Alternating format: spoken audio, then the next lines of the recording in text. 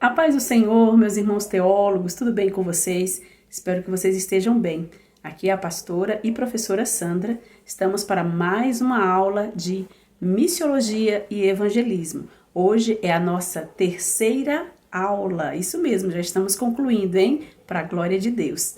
Hoje nós vamos falar, e eu quero que você acompanhe aí na sua apostila, nossos alunos do Básico em Teologia da Assembleia de Deus Missão para o Mundo, tem aqui a sua apostila, e a lição de hoje é a lição 3, que está aqui na página 25. Acompanhe comigo, você que está aí tendo a sua aula à distância. Hoje nós vamos falar sobre a tríplice missão da igreja. Você sabia que às vezes a gente pergunta para os alunos qual é a principal missão da igreja e os alunos sempre respondem que é evangelizar, ganhar almas? E se eu te disser que essa não é a resposta certa? É isso mesmo. Nessa lição, nós vamos falar sobre a tríplice missão da igreja, onde mais na frente eu quero muito que você leia, que você separe esse tempo para ler a apostila, porque tem muitas coisas boas, tem assuntos importantíssimos para o seu aprendizado, para você encher aí o seu bom tesouro com muitas informações.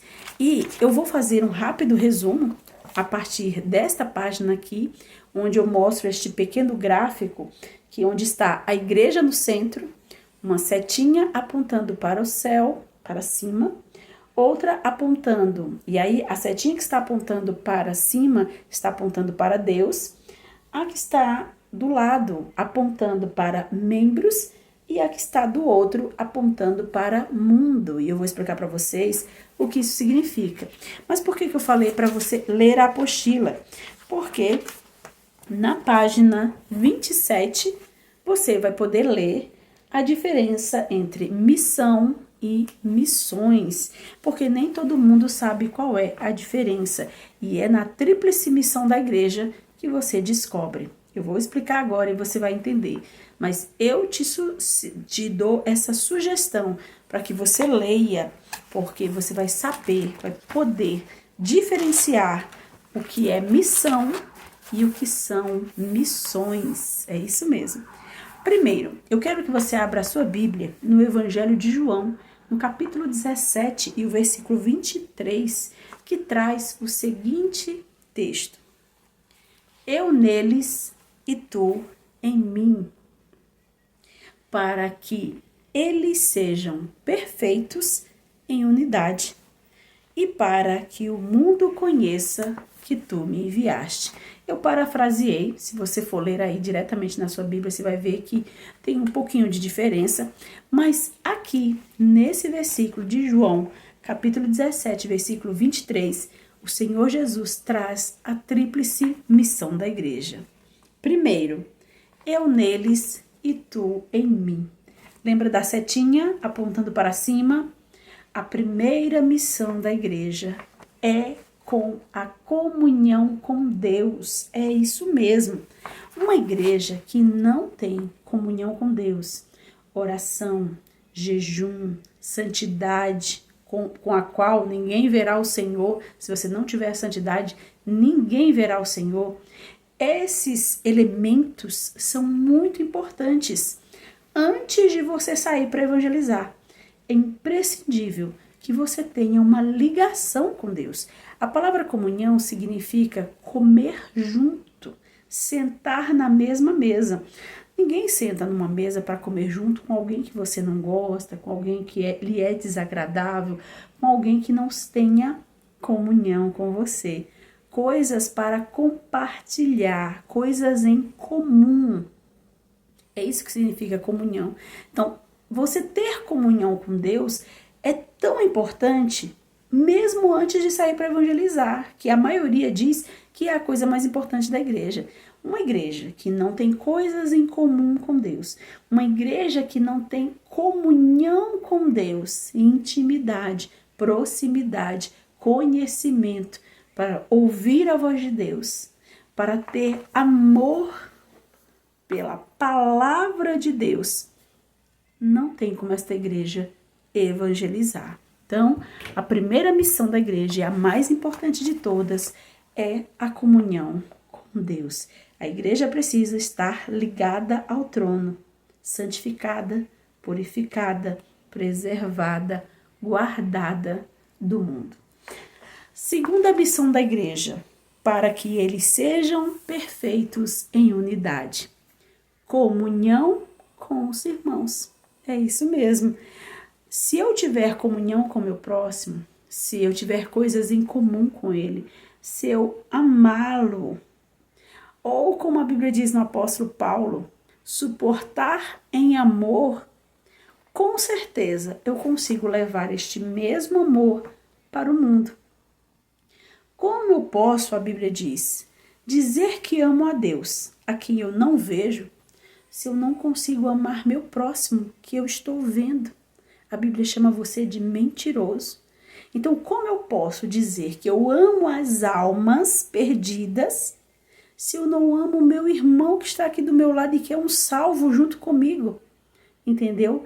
Como é importante, antes de você sair para evangelizar, você ter comunhão com seu próximo, comunhão com seu irmão da igreja.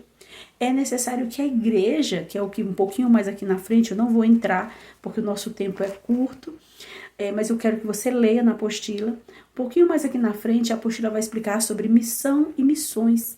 E a grande missão da igreja é primeiro com Deus, como eu falei agora, e depois com os próprios membros da igreja, edificando esses membros, trazendo discipulado, trazendo ensinamento, trazendo união.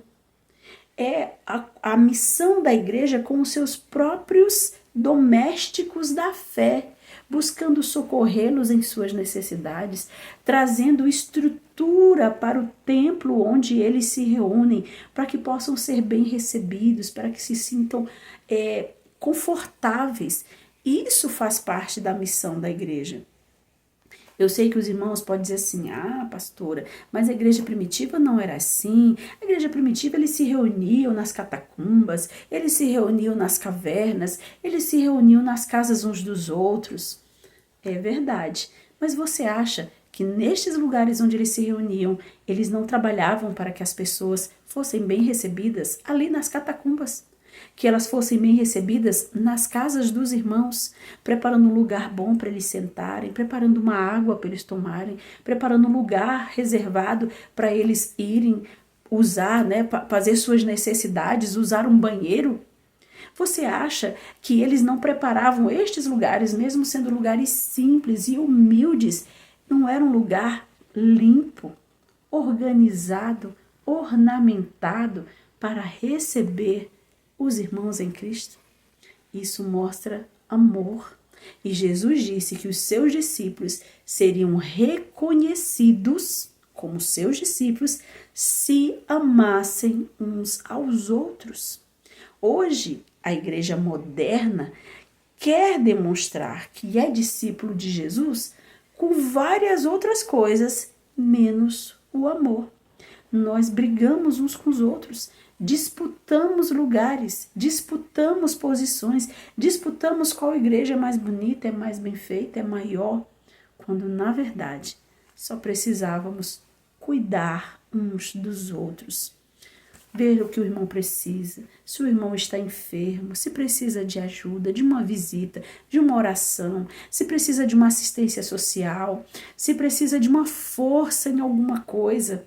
Quando chegar na igreja, se esse irmão é bem recebido, se ele tem um lugar para sentar, se está quente, se tem um ventilador, se tem água, se tem um banheiro.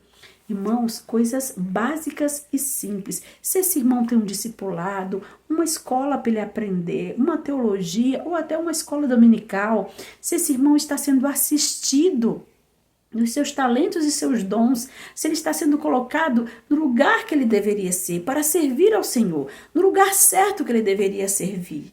Tudo isso é missão da igreja. União, respeito uns pelos outros.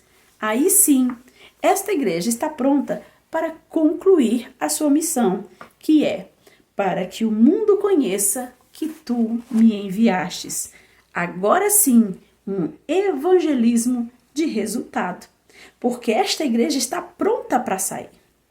Ela tem comunhão com Deus, contato direto, ligado com os céus. Ela tem comunhão uns com os outros, eles vivem em união, eles amam uns aos outros, cuidam uns dos outros e eles conseguem então amar os que estão lá fora. Conseguem ter misericórdia dos perdidos, conseguem ter compaixão daqueles que pecaram e ainda estão no pecado e precisam de uma palavra de vida para eles. Só assim é que essa pessoa consegue ver. Se não, sabe o que acontece? Chega lá falando das suas vitórias, falando das suas, os seus ganhos, os seus feitos, é só o eu, e o outro que está lá numa vida de pecado só fica pensando, quem sabe um dia eu tenho uma vida assim. Mas e a salvação? E o arrependimento do pecado? E dizer, eu tenho para você a cura da sua doença. Que doença? O pecado. O câncer do pecado, que é a maior doença que existe na humanidade. E somente Jesus é o remédio para essa doença. Precisa amar a alma para dizer isso. Precisa amar o perdido, precisa desejar que ele encontre a luz e saia das trevas. Não você ficar exibindo sua casa, seu carro, sua empresa, o quanto você ganha, o quanto você é vitorioso, o quanto você é. Esqueça de você e apresente Jesus. Apenas isso, seu sacrifício, o que ele fez por nós na cruz do Calvário. Vocês estão entendendo? Se tiverem dúvidas, por favor, me mande aqui nos comentários. Então, na página seguinte, nós vamos falar sobre o que é a missiologia. Mission vem do latim, que significa ato de enviar, e logia é do grego, estudo, tratado e ciência. A importância de nós estudarmos a missiologia está aqui na sua apostila, você pode acompanhar, é porque a missiologia está ligada, ou a teologia das missões, está ligada à grande comissão. Você sabe o que é a grande comissão?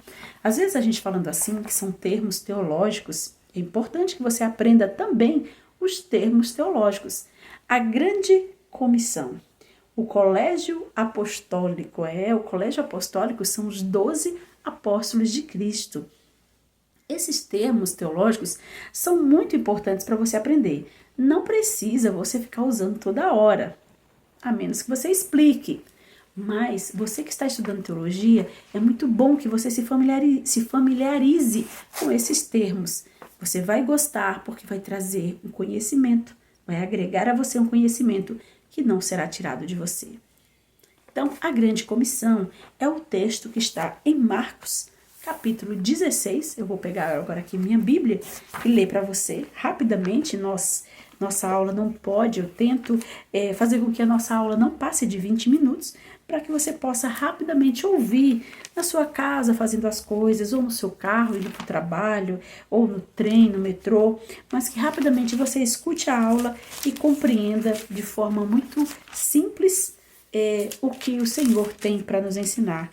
Em Marcos, capítulo 16, é onde está o texto da grande comissão, junto também com Mateus, mas eu vou ler o de Marcos, que diz assim, capítulo 16, versículo 15, e disse-lhes, ide por todo o mundo, pregai o evangelho a toda criatura.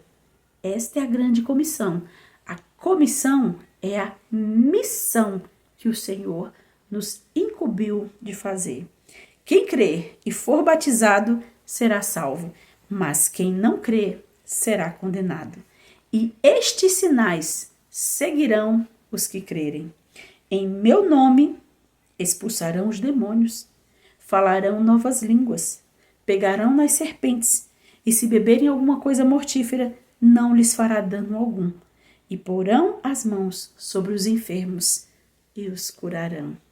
Não sei se você lembra, mas na aula que nós demos de evangelismo, nós falamos sobre o evangelismo no lar, através das visitas, que nos nossos últimos dias, vamos dizer assim, nessa nossa geração, tem tido muito mais efeito do que os cultos ao ar livre, as cruzadas que fizeram tanto sucesso nos anos 80 e 90.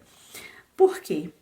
Quando você entra nos lares, que é como a igreja primitiva funcionava na época dos apóstolos, você não entra você sozinho.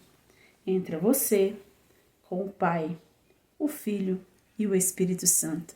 E ao entrar naquele lar, os dons que acompanhariam os que crescem, os sinais que acompanhariam os que crescem, a promessa que o Senhor dá, entra junto com você. E ali, demônios serão expulsos, pessoas serão curadas, vidas serão transformadas, problemas serão resolvidos. E é certeza que o Evangelho será pregado e vidas serão salvas. Experimente. Continuando, nós vamos agora, já falamos sobre o que é missão e missões, nós vamos dar um pulinho um pouco mais para frente, para a lição 4. Por que eu estou entrando na lição 4? Porque essa parte da lição 4, ela faz parte também da lição 3.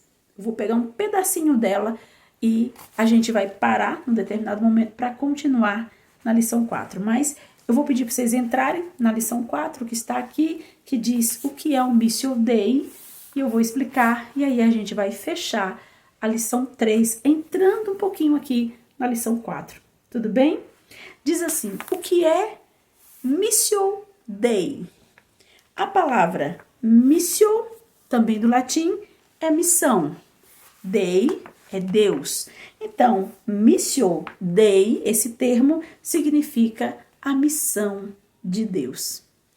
A Bíblia conta que em Gênesis 3, no versículo 15, Deus proclama o Evangelho. Os irmãos podem pensar assim, mas como? Eu nunca vi isso na Bíblia. Mas eu vou pegar aqui o texto e você vai entender. Abra aí a sua Bíblia no livro do Gênesis, no seu capítulo 3 e no versículo 15. Quem conhece sabe já do que nós estamos falando. É o momento em que Deus está dando, tanto para Adão, quanto para Eva e quanto para a serpente, as suas devidas punições pelo pecado de desobediência. Diz assim, e porei inimizade entre ti e a mulher, entre a tua semente e a sua semente. Esta te ferirá a cabeça e tu lhe ferirás o calcanhar. Essa punição é para a serpente. Tem mais, mas o ponto-chave é esse. Quando Deus fala isso para a serpente, dizendo que da semente da mulher haveria inimizade entre a semente da serpente, e os irmãos sabem que a serpente é o diabo, que haveria inimizade entre eles, mas que essa semente da mulher esmagaria a cabeça da serpente e ela lhe feriria o calcanhar. A gente sabe que esta é uma profecia de dupla interpretação. Existe a interpretação literal da serpente, da cobra, da áspide animal, que também fere o calcanhar do homem, e o homem, para matá-la, é necessário cortar a cabeça, mas existe a aplicação espiritual da pessoa de Cristo, que é o descendente da mulher, e do diabo, que a Bíblia chama de a antiga serpente. Então, para você compreender Deus como o primeiro missionário ou a missão de Deus, é você entender que aqui Deus está anunciando o Evangelho, porém um Evangelho que é conhecido no mundo teológico como proto-evangelho. É isso mesmo, um Evangelho ali, sabe assim, brotando ainda. É um anúncio de algo ainda muito para frente, mas que Deus é o primeiro a proclamar. Por isso que é chamada Missio Dei, a missão de Deus, quando ele fala essa boa notícia de salvação para a humanidade, os descendentes de Eva. Aí você vai ver aqui na apostila, nós não vamos falar essa parte para não ficar um vídeo muito longo. Se você continuar lendo, por favor, leia a apostila, está muito boa. Vai falar sobre Deus, o primeiro missionário, na página 33.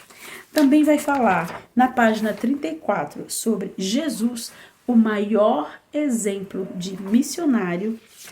E na página 35 sobre o Espírito Santo, o atualizador das missões. E tem uma parte aqui que é linda. Eu achei assim, eu estava lendo, e é maravilhoso a gente ver. Diz assim, a respeito do indispensável papel do Espírito Santo na evangelização, Owen Thomas, que é um teólogo, nos fornece uma excelente explicação, conforme lemos.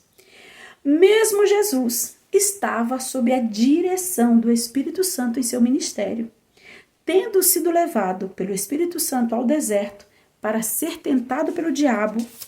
No poder do Espírito Santo, regressou para a Galiléia e ensinava nas sinagogas. Desde o começo, ele indica o manancial da sua missão. O Espírito do Senhor está sobre mim, pelo que me ungiu para evangelizar os pobres. Segue-se então que toda obra de proclamação do Evangelho está sob a imediata direção do Espírito Santo. Não há como você fazer evangelismo e missões sem a direção do Espírito Santo. Nós vemos muito isso também na vida de Paulo, o apóstolo, quando muitas vezes ele tentou ir em uma direção para pregar o evangelho. Ele não estava indo para fazer a vontade dele, ou para passear, ou qualquer outra coisa. Ele estava indo cumprir a comissão. Mas o Espírito Santo falava com ele e dizia, não, nesta direção você não vai, você vai nesta direção. É Ele o dono de tudo, é Ele quem direciona, é Ele que está na condução da Igreja de Cristo. E é Ele que nós devemos ouvir. Uma outra coisa aqui importante é sobre a Bíblia, o livro missionário. Não existe missões sem Bíblia.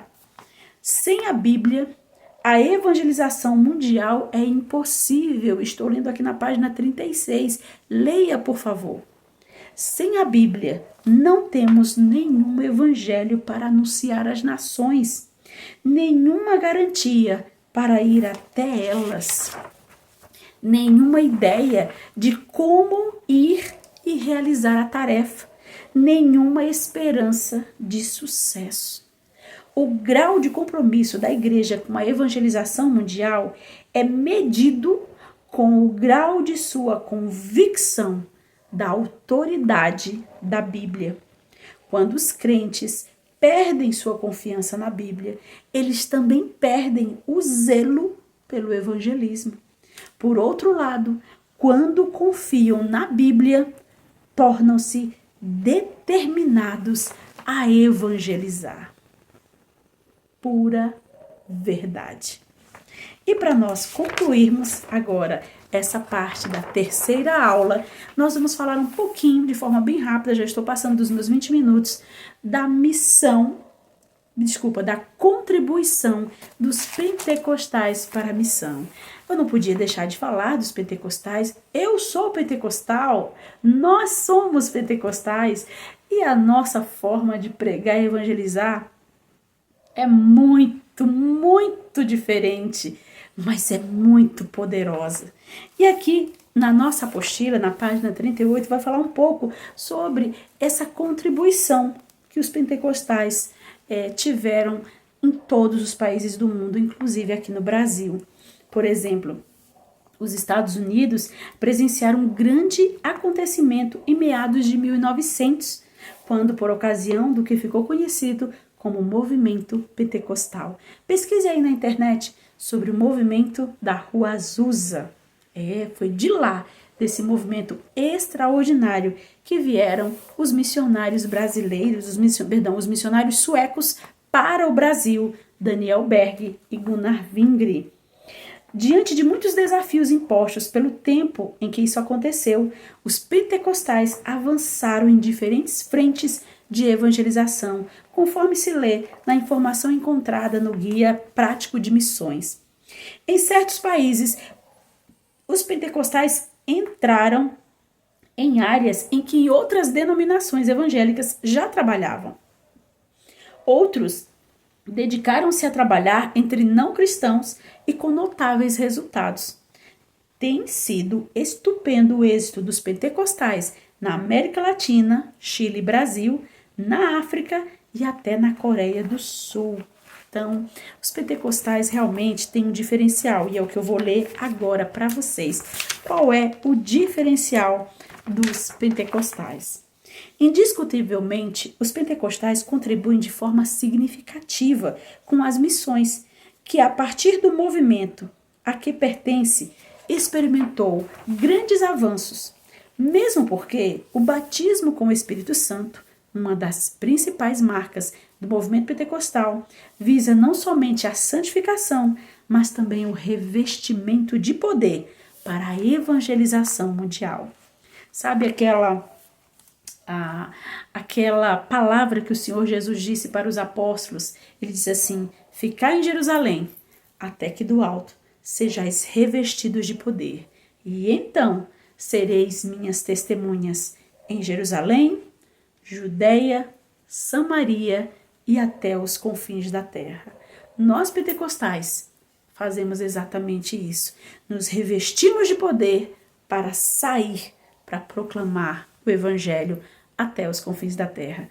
O Espírito Santo, que é esse revestimento, ele nos dá ousadia, coragem. Nós não temos a covardia de nos esconder diante do perigo e da necessidade. E por isso, o evangelho se espalhou desde os apóstolos que saíram nas ruas, foram perseguidos e por onde passavam pregavam o evangelho. Quanto mais eram perseguidos, mais o evangelho se espalhava, que o evangelho chegou até hoje, aqui onde nós estamos. E o Senhor não mudou.